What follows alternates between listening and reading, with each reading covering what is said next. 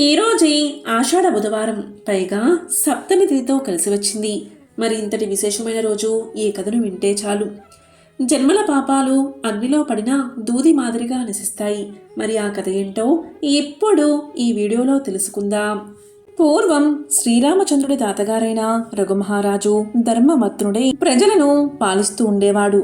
ఆ మహానుభావుడి రాజ్యంలో అనేక గురుకులాలు ఉండేవి. ఒక్కొక్క గురుకులంలో 1000 తక్కువ కాకుండా శిష్యులు ఉండేవారు. ఆ కాలంలో గురు శిష్యుల అనుబంధం చాలా విశేషంగా ఉండేది.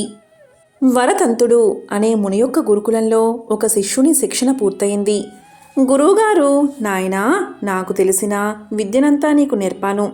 నీవు శ్రమించి శ్రద్ధగా విద్యను అభ్యసించావు. ఇక గృహస్థ ఆశ్రమాన్ని స్వీకరించి సమాజ కళ్యాణానికి ఉపకరించు. స్వాధ్యాయం, శాస్త్రపఠనం మొదలైనవి ఎప్పటికీ మరవకు అని చెప్పారు గురువుగారు. శిష్యుడైన కౌత్సుడు వినయపూర్వకంగా ఇలా జవాబిచ్చాడు. అయ్యా, నాకు విద్యాబుద్ధులు నేర్పించి సంస్కారవంతుణ్ణి చేశారు. తల్లిదండ్రుల్ని మరిపించి ప్రేమాభిమానాలు చూపించారు. కృతజ్ఞతగా చిహ్నంగా గురుదక్షిణ ఇచ్చే అవకాశాన్ని ప్రసాదించండి అని అన్నాడు శిష్యుడు. నిరుపేదవు నీవు, ఏమి ఇచ్చుకుంటావు నాయనా అంటూ ఏమీ వద్దని ఎంతో నచ్చచెప్పాడు గురువు. ఎంత చెప్పినా వినని కౌత్సునితో విసిగి ఇతన్ని పరీక్షిద్దామని గురువు ఇలా అన్నాడు. నీకు 14 విద్యలు నేర్పాను. ఒక మనిషి ఏనుగుపై నిలబడి రివ్వున ఒక రాయి విసిరితే ఎంత ఎత్తు వెళుతుందో అంత ధనరాశులు నాకు ఇవ్వు అన్నాడు. గురుదక్షిణ ఇద్దామన్నా సత్సంకల్పమే కాని అది ఎలా నెరవేర్చాలో తెలియలేదు కౌత్సునికి. రాజు తండ్రి వంటివాడు అని తలచి రఘుమహారాజు వద్దకు వచ్చాడు కౌత్సుడు. అంతకు ముందు రోజే రఘుమహారాజు విశ్వజిత్ అనే మహాయజ్ఞం చేశాడు. ఆ యజ్ఞదానాల్లో తనకున్న సర్వస్వం దానం చేశాడు. కౌత్సుడు వచ్చేసరికి రఘుమహారాజు మట్టి పాత్రల్లో పూలు పెట్టుకుని దైవపూజ చేస్తున్నాడు. రఘుమహారాజు యొక్క దాన గుణాన్ని చూసి ఆశ్చర్యపోయాడు కౌత్సుడు. కౌత్సుని చూసి వచ్చిన కారణమేమిటి అని అడిగాడు రఘుమహారాజు.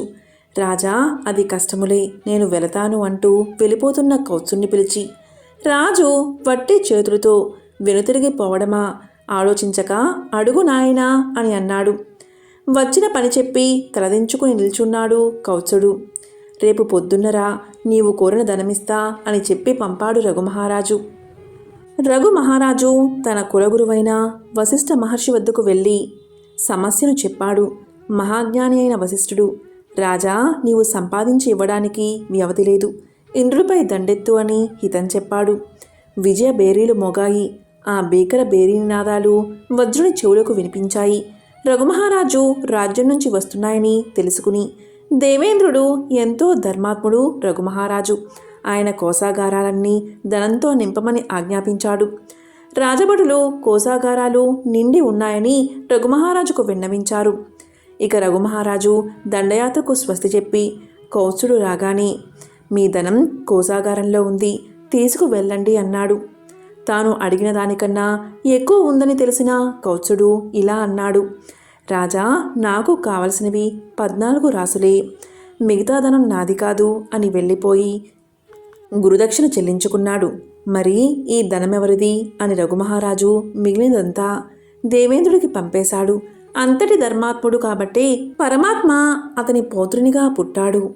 ఎంతో విశేషమైన ఈ కథను విన్నవారికి సకల శుభాలు కలుగుతాయి. కలియుగం ఎలా ఉంటుందో తెలిపే ఈ పవిత్ర కథను వింటే చాలు. జన్మల పాపాలు తొలగి కోటి జన్మల పుణ్యం వస్తుంది. పట్టిందల్లా బంగారమే అవుతుంది. పాండవులు రాజ్యాన్ని పరిపాలిస్తున్న సమయం. రాబోయే కలియుగం ఎలా ఉండబోతుందో, ఆ కలియుగంలో మానవులు ఎలా ప్రవర్తిస్తారో అనే విషయం తెలుసుకోవాలని కోరిక పాండవులకు కలిగింది. అప్పుడు పాండవులంతా కలిసి శ్రీకృష్ణుడి దగ్గరకు వెళ్లి వారి మనసులో ఉన్న కోరికను తెలియచేశారు. అప్పుడు శ్రీకృష్ణుడు పాండవులతో ఇలా అన్నాడు. నేను 5 బాణాలను అడవిలోకి వేస్తున్నాను.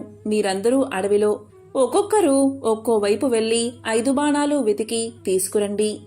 మీకు బాణం దగ్గర ఏదైనా కనబడితే వచ్చిన తర్వాత నాతో చెప్పండి. అప్పుడు నేను మీరు అడిగిన దానికి సమాధానం చెప్తాను అన్నాడు. అప్పుడు పాండవులంతా కూడా శ్రీకృష్ణుడికి నమస్కారం చేసి బాణాలు వెతుకుతూ అడవిలోకి బయలుదేరారు. ఆ 5గురు ఒక్కొక్కరు ఒక్కో దిశగా వెళ్లారు. మొదటగా ధర్మరాజుకు బాణం దొరుకుతుంది. ఆ బాణం దగ్గర ఒక ఆశ్చర్యకరమైన సంఘటన అతను చూస్తాడు. అతనికి ఒక ఏనుగు కనబడుతుంది. దానికి విచిత్రంగా 2 తొండాలు ఉంటాయి. దాన్ని చూసిన ధర్మరాజు ఎంతో ఆశ్చర్యపోతాడు. బాణం తీసుకుని తిరిగి కృష్ణుడి దగ్గరకు బయలుదేరతాడు. అర్జునుడికి కూడా బాణం దొరికింది. కాని ఇంతలోనే ఒక మధురగానం వినిపించి అటు తిరిగాడు అర్జునుడు. అప్పుడు అతనికి కూడా ఒక ఆశ్చర్యకరమైన మధుర సంఘటన కనిపించింది. ఒక కోయిల మధురంగా పాడుతూ ఉంది. దాని రెక్కలపై వేదం అని రాసి ఉంది. ఆ కోయిల బతికి ఉన్న ఒక కుందేలును పొడుచుకుని తింటుంది. అది చూసి అర్జునుడు నివ్వెరపోయాడు. బాణం తీసుకుని తిరిగి కృష్ణుడి దగ్గరకు బయలుదేరాడు. ఇక భీముడికి కూడా బాణం దొరికిన చోట ఒక ఆశ్చర్యకరమైన సంఘటన కనబడింది. అది ఏంటి అంటే నిండుగా నీళ్లు ఉన్న 7 బావులు కనిపించాయి. ఆ బావుల మధ్య ఒక ఎండిపోయిన బావి కూడా కనిపించింది. నిండుగా నీళ్లు ఉన్న 7 బావుల మధ్యలో ఉన్న ఆ బావిలో నీళ్ళెందుకు లేవు, ఎందుకు పడలేదు అని ఆశ్చర్యపోయాడు భీముడు. వెంటనే బాణం తీసుకుని తిరిగి శ్రీకృష్ణుడి దగ్గరకు బయలుదేరాడు. మరోవైపున నకులుడికి కూడా బాణం దొరికిన చోట ఒక వింత సంఘటన కనబడింది. అది ఏంటి అంటే ఒక ఆవు అప్పుడే పుట్టిన తన లేగదూడను గాయాలు అయ్యేలాగా విపరీతంగా నాకుతుంది. చుట్టూ ఉన్న జనం అతి కష్టం మీద ఆవు దూడలను విడదీశారు. అది చూసి నకులుడికి ఆశ్చర్యం వేసింది. నకులుడు కూడా బాణాన్ని తీసుకుని శ్రీకృష్ణుడి దగ్గరకు బయలుదేరాడు. ఇక సహదేవునికి బాణం దొరికిన చోట ఒక సంఘటన కనిపించింది. అదేంటి అంటే ఒక పర్వతం పైనుంచి ఒక పెద్ద బండరాయి దొర్లుతూ వస్తూ దారిలో ఉన్న చెట్లు అన్నిటినీ పడేస్తుంది. పెద్ద పెద్ద వృక్షాలు కూడా దాన్ని వేగాన్ని ఆపలేకపోయాయి. కాని ఆ రాయి దొర్లుతూ వచ్చి ఒక చిన్న మొక్క దగ్గర ఆగిపోయింది. అది చూసిన సహదేవుడికి ఏమీ అర్థం కాలేదు. బాణాన్ని తీసుకుని కృష్ణుడి దగ్గరకు బయలుదేరాడు. తరువాత పాండవులందరూ ఒక దగ్గర చేరి తాము చూసిన విషయాలను శ్రీకృష్ణుడికి చెప్తామని అతని దగ్గరకు బయలుదేరారు. పాండవులందరూ కలిసి శ్రీకృష్ణుడి దగ్గరకు చేరి అతనికి నమస్కారం చేశారు. అప్పుడు కృష్ణుడు పాండవులతో మీరు చూసిన విషయాలు ఏంటో చెప్పండి అన్నాడు. అప్పుడు మొదటిగా ధర్మరాజు ఇలా చెప్పాడు. కృష్ణ, నేను బాణం దగ్గర మొట్టమొదటిసారిగా 2 తొండాలు కలిగిన ఏనుగుని చూశాను. దాన్ని చూసిన వెంటనే నాకు చాలా ఆశ్చర్యం కలిగింది. ఎందుకు ఏనుగుకు 2 తొండాలు ఉన్నాయి అని అడిగాడు. ఇలాంటి వింతను నేను ఎప్పుడూ చూడలేదు కృష్ణ, దాని గురించి వివరించి చెప్పు అని అడిగాడు. దానికి కృష్ణుడు ధర్మరాజుతో ఇలా చెప్పాడు. ఓ ధర్మరాజా, నీకు కనిపించిన ఈ దృశ్యానికి కలియుగానికి సంబంధముంది. కలియుగంలో మానవులు 2 ముఖాలు ఉన్నట్లుగా ప్రవర్తిస్తారు. వారు పైకి ఒకటి చెప్తారు, మరొకటి చేస్తారు. వారు బయటకు ఒక విధంగా చెప్పి లోపల మనసులో మాత్రం వేరే విధంగా ఆలోచిస్తారు. కలియుగంలో వీరి రాజ్యమే నడుస్తుంది. మనిషి ఒక్కడే అయినా ఆలోచన మాత్రం 2 రకాలుగా చేస్తాడు. వీరితో చాలా జాగ్రత్తగా ఉండాలని చెబుతాడు. తరువాత అర్జునుడు ఇలా అడుగుతాడు. శ్రీకృష్ణ, నేను చూసింది ఇంకా ఆశ్చర్యంగా ఉంది. నేను బాణం తీసుకునే ప్రదేశంలో ఒక కోకిల రెక్క మీద వేదం అని రాసి ఉంది. ఆ కోయిల మధురమైన గానం చేస్తూ జీవించి ఉన్న కుందేలను పొడుచుకుని తింటూ కనిపించింది. సాక్షాత్తు సరస్వతీదేవినే మరిపించే ఆ కోయిల ఇంత వికృతి చేష్టలు ఎలా చేయగలుగుతుంది అంటూ తనకు కలిగిన సందేహాన్ని కృష్ణుడి దగ్గర వ్యక్తం చేశాడు అర్జునుడు. అప్పుడు కృష్ణుడు ఈ విధంగా సమాధానం చెప్పాడు. అర్జున, కలియుగంలో సరస్వతీదేవిని మెప్పించి విద్యావంతులు అయిన విద్వాంసులు, తెలివైన వారు తమ జ్ఞానాన్ని సక్రమంగా వినియోగం చేయకుండా అమాయకపు ప్రజలను, చదువురాని పేదవారిని మాయమాటలు చెబుతూ దోచుకుంటారు అని ఆ పక్షిలాగా వాళ్లను పిక్కు తింటారు. కోయిల్లాగా తీయని మాటలు చెబుతూ వారిని వేధిస్తారు అని శ్రీకృష్ణుడు సమాధానం చెప్పాడు. ఆ తరువాత భీముడు ఇలా పలికాడు. కృష్ణ, నేను వెళ్ళిన చోట 7 బావులు కనిపించాయి. ఆ 7 బావుల్లో 6 నిండుగా నీరు ఉంది. కానీ మధ్యలో ఉన్న ఒక బావిలో ఒక చుక్క కూడా నీరు లేదు. ఒకే నేలపై ఉన్న ఈ 7 బావుల్లో ఇదేం తేడా అంటూ భీముడు తన సందేహాన్ని శ్రీకృష్ణుడికి చెప్పాడు. భీముడి ప్రశ్నకు సమాధానంగా శ్రీకృష్ణుడు ఇలా అన్నాడు: భీమా, కలియుగంలో ఉన్నవాడు మరింత ధనవంతుడు అవుతాడు, పేదవాడు మరింత నిరుపేదగా మారిపోయి కటిక దరిద్రాన్ని అనుభవిస్తాడు. ధనవంతుల మధ్యలో ఉన్నా కూడా పేదవాడు ఎన్నడూ ఎప్పుడూ పేదవాడిగానే ఉంటాడు.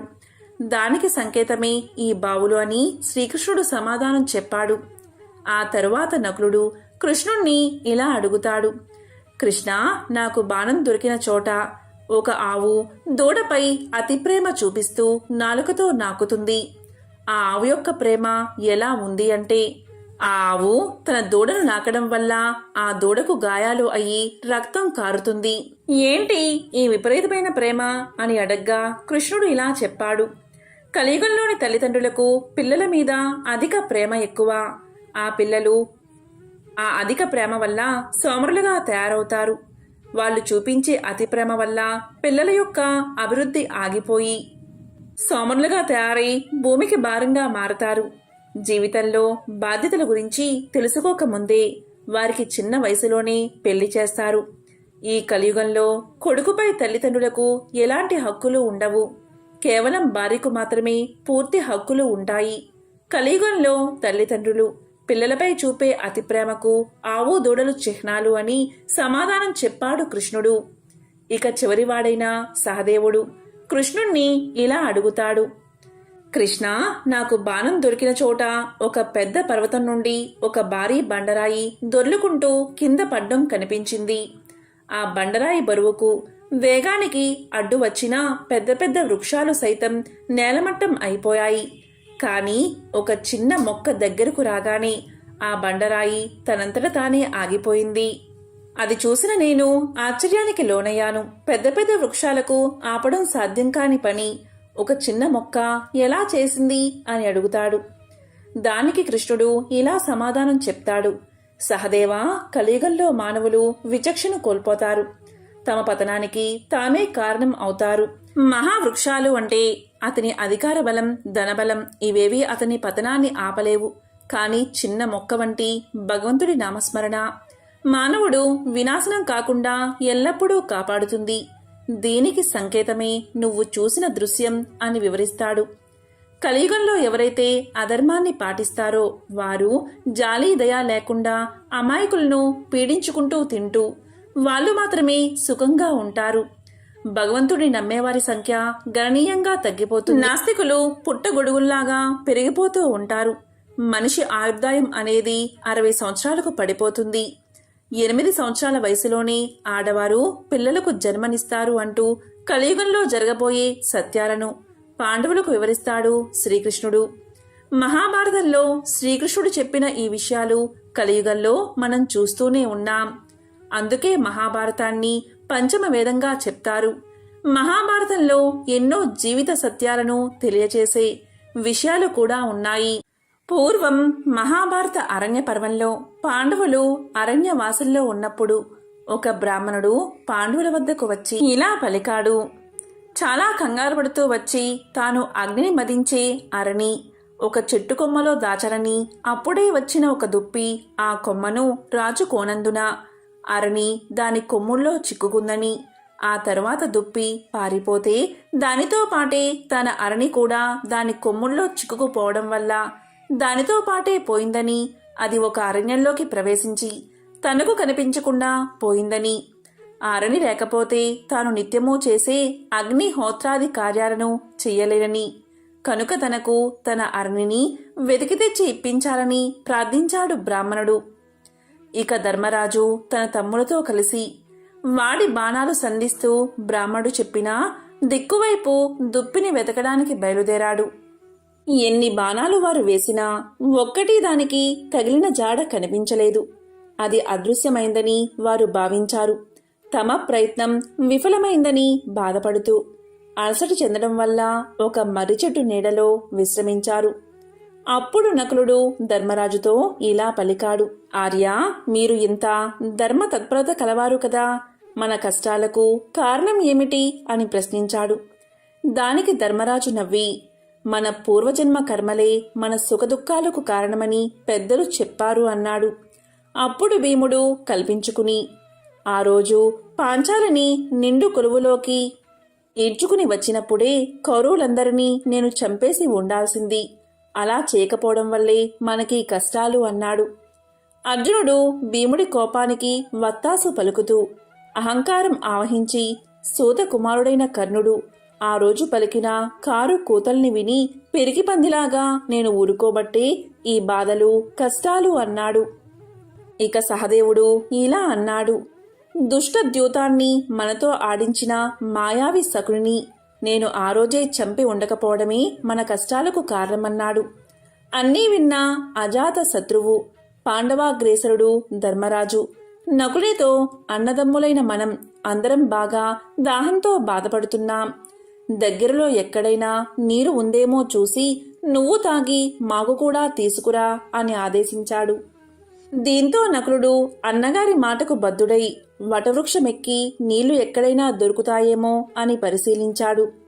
కొంత దూరంలో ఒక జలాశయం ఉందని తెలుసుకుని అన్నగారికి చెప్పాడు.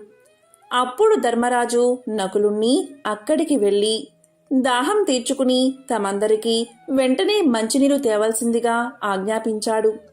దీంతో నకులుడు జలాశయం చేరుకున్నాడు.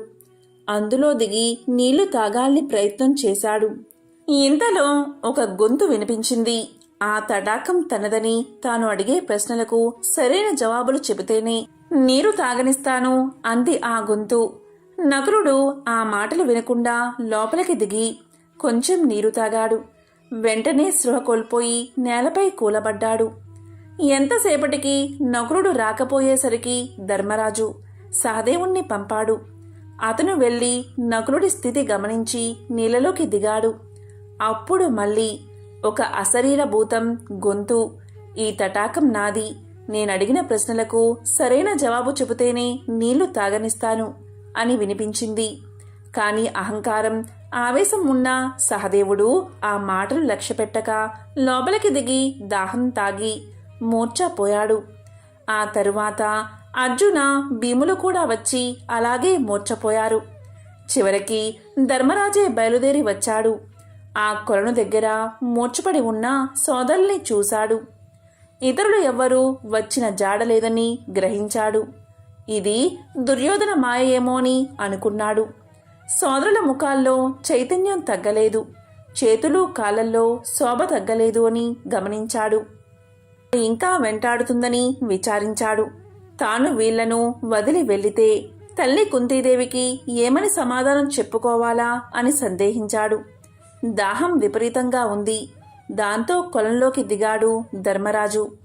అప్పుడు అశరీర భూతం ఇదివరకలాగే హెచ్చరించి తన ప్రశ్నకు సరైన సమాధానాలు చెబితేనే ఉదక ప్రాప్తం అంది. అది తన కొలను అని, తాను ఒక కొంగ అని చెప్పాడు. ఇక ధర్మరాజు వినయంతో, మీరెవరో మహాపరాక్రమవంతులై ఉండాలి, లేకపోతే కుల పర్వతాలని ఢీకొన్నే నా సోదరులు ఇలా మూర్ఛపోరు. మీరెవరో, మీ కోరిక ఏమిటో నాకు సరిగ్గా చెప్పండి అన్నాడు. దానికి ఆ అదృశ్య గొంతు, ధర్మరాజా, నేను ఒక యక్షుడిని, నా వల్లే నీ సోదరులకు ఈ గతి పట్టింది అని చెప్పిన వెంటనే అక్కడ ప్రత్యక్షమయ్యాడు. అతను ఆజానుబాహుడు. అతని గర్జనకు అడవిలోని ప్రాణాలు వణికిపోయాయి. పరమ భయంకరంగా ఉన్నాడు. కాని ప్రశాంత గంభీర స్వరంతో ఇలా అన్నాడు, యుధిష్ఠరా, నా అనుమతి లేకుండా నీ తమ్ముళ్ళు నీరు తాగి ఇలా అయిపోయారు. నువ్వు వివేకవంతుడివి కనుక దుస్సాహసం చెయ్యలేదు. నా అనుమతి కోసం ఎదురు చూస్తున్నావు. నా ప్రశ్నలకు తగిన సమాధానాలు చెప్పి అప్పుడు నీళ్లు తాగు అన్నాడు యక్షుడు. సరే అని ప్రశ్నలు వెయ్యవలసిందిగా ధర్మరాజు యక్షుణ్ణి కోరాడు. ఇప్పుడు ప్రశ్నలు, వాటికి ధర్మరాజు సమాధానాలు తెలుసుకుందాం. సూర్యుణ్ణి ఉదయింపచేసేవారు ఎవరు అని యక్షుడు అడగగా బ్రహ్మం అని ధర్మరాజు సమాధానం చెప్పాడు. సూర్యుని చుట్టూ తిరిగేవారెవరు అని యక్షుడు అడగగా దేవతలు అని సమాధానం చెప్పారు. మానవుడు దేనివల్ల మహత్తును పొందుతాడు అని యక్షుడు అడగగా తపస్సు అని ధర్మరాజు సమాధానం చెప్పాడు. ఆకాశం కంటే పొడవైంది ఏది అని యక్షుడు అడగగా తండ్రి అని సమాధానం చెప్పాడు ధర్మరాజు. భూమి కంటే భారమైంది ఏది అని యక్షుడు అడగగా జనని అని సమాధానం చెప్పాడు. గాలి కంటే వేగమైంది ఏది అని యక్షుడు అడగగా మనస్సు గాలి కంటే వేగమైందని ధర్మరాజు సమాధానం చెప్పాడు. మానవుడికి సజ్జనత్వం ఎలా వస్తుంది అని యక్షుడు అడగగా ధర్మరాజు ఇలా సమాధానం చెప్పాడు. ఇతరులు తన పట్ల ఏ పని చేస్తే, ఏ మాట మాట్లాడితే తన మనస్సుకు బాధ కలుగుతుందో తాను ఇతరుల పట్ల ఆ మాటలు మాట్లాడకుండా ఎవడు ఉంటాడో అట్టివాడికి సజ్జనత్వం వస్తుంది అని సమాధానం చెప్పాడు. నిద్రలో కూడా కన్ను మూయంది ఏది అని యక్షుడు అడగగా చేప అని ధర్మరాజు సమాధానం చెప్పాడు. జన్మించియు ప్రాణం లేనిది ఏది అని యక్షుడు అడగగా గుడ్డు అని సమాధానం చెప్పాడు ధర్మరాజు. రూపమున్నా హృదయం లేనిది ఏది అని యక్షుడు అడగగా రాయి అని సమాధానం చెప్పాడు ధర్మరాజు. ఎల్లప్పుడూ వేగం గలదేది అని యక్షుడు అడగగా నది అని సమాధానం చెప్పాడు. కీర్తికి ఆశ్రయం ఏది అని యక్షుడు అడగగా దానమని ధర్మరాజు సమాధానం చెప్పాడు. లాభాల్లో గొప్పది ఏది అని యక్షుడు అడగగా ఆరోగ్యమని సమాధానం చెప్పాడు. ఎల్లప్పుడూ తృప్తిగా పడి ఉండేది ఏది అని యక్షుడు అడగగా యాగకర్మ అని ధర్మరాజు సమాధానం చెప్పాడు. లోకాన్ని కప్పి ఉన్నది ఏది అని యక్షుడు అడగగా అజ్ఞానమని ధర్మరాజు సమాధానం చెప్పాడు. జ్ఞానమంటే ఏమిటి అని అడగగా మంచి చెడుల్ని గుర్తించగలగడం జ్ఞానమని సమాధానం చెప్పాడు. దయ అంటే ఏమిటి అని యక్షుడు అడగగా ప్రాణులంటిని సుఖం కోరడం దయ అని సమాధానం చెప్పాడు. ఇలా యక్షుడు ధర్మరాజును అనేక ప్రశ్నలు వేశాడు. అన్ని ప్రశ్నలకు ధర్మరాజు సరైన సమాధానం చెప్పాడు.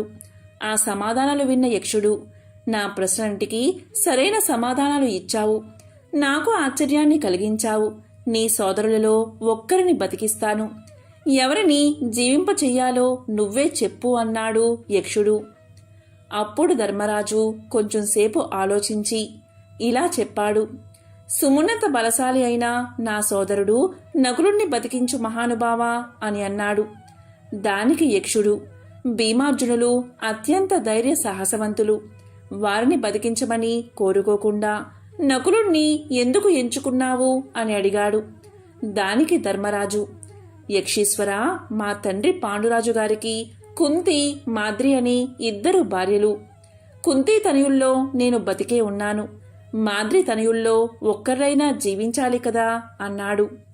అప్పుడు సంతోషించిన యక్షుడు నీ ధర్మజ్ఞతకు మహా ఆనందంగా ఉంది, నీ సోదరులందరినీ పునర్జీవితుల్ని చేస్తాను అని చెప్పి వారందరికీ స్పృహ కల్పించాడు.